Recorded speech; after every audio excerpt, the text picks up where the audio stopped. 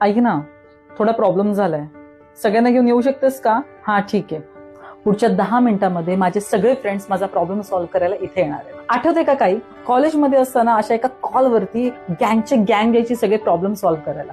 पण घरात मात्र आईने जर का सांगितलं की अरे एक काम कर, कोणी करत नाही. आजच्याही पालकांची तीच तक्रार आहे. माझं मूल घरातलं काही काम करत नाही, पण मित्र किंवा मैत्रिणीचा फोन येते, एका फोनवरती तो पळायला लागतो.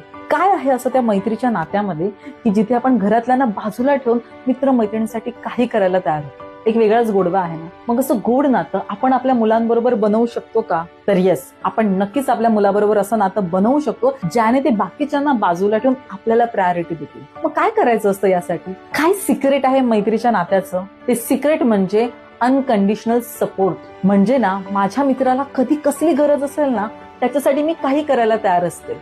प्रश्न विचारले जात नाही, भाईने बुलाया तो जाने का और काम करने का.